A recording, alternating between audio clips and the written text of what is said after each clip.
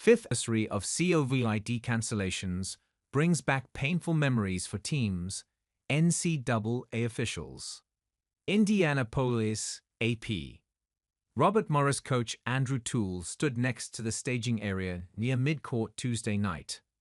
The confetti strewn around him as the Colonials danced, mingled with fans and climbed ladders to cut down the nets.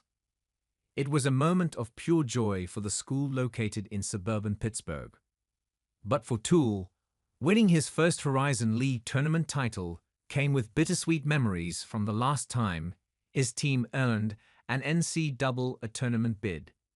2 days before the event was cancelled on March 12, 2020, because of the coronavirus pandemic.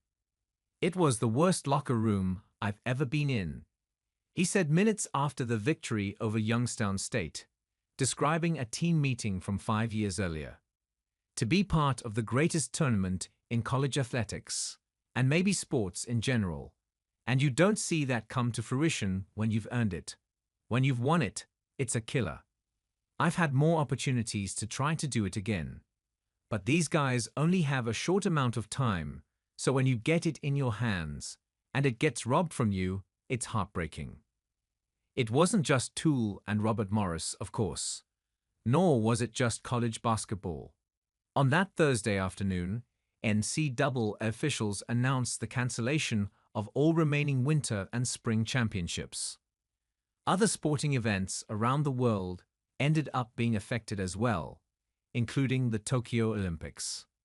The decision to cancel March Madness had long-lasting consequences everywhere, especially for schools whose one shining moment often comes from the journey of earning the only NCAA bid their conference receives.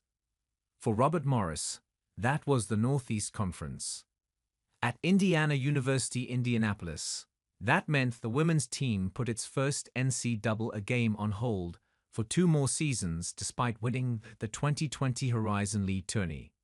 And even now, NCAA officials are keenly aware of the anger, sadness, frustration, and disbelief caused by the decision to prioritize safety over so many dreams of competing for a national championship.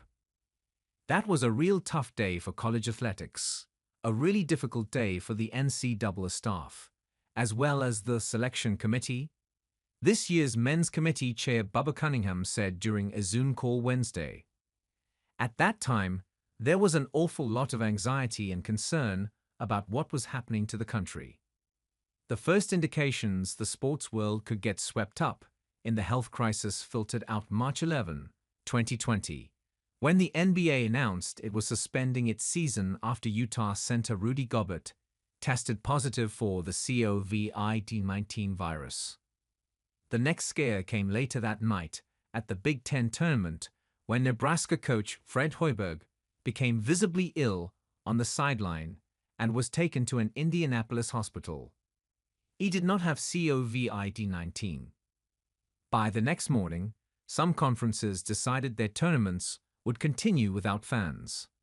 But as Michigan and Rutgers warmed up for the first game in Indianapolis on March 12, and UMass and VCU did the same at the Atlantic 10 tournament in Brooklyn, New York, all 4 teams learned they weren't going to play.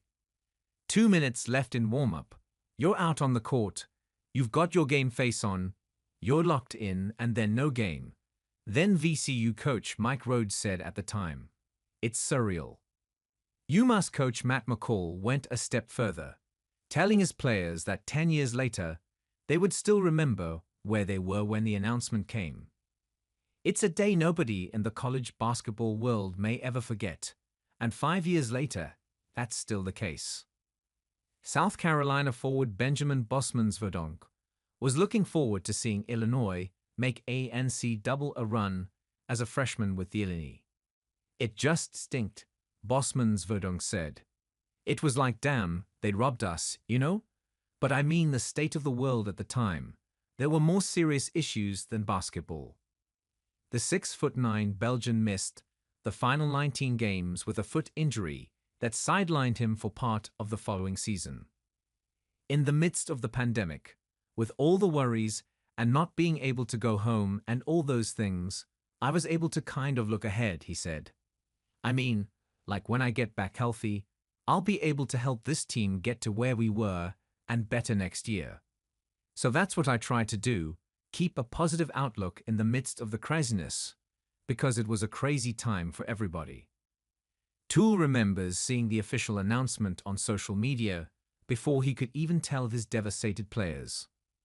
Your whole team knows about it, so you can't control the narrative, Toole said. You can't do anything to soften the blow. So we met that Friday morning, and you walk in, and it's like a morgue. I mean, they already knew the news. You didn't have to tell them. That's what made it so hard.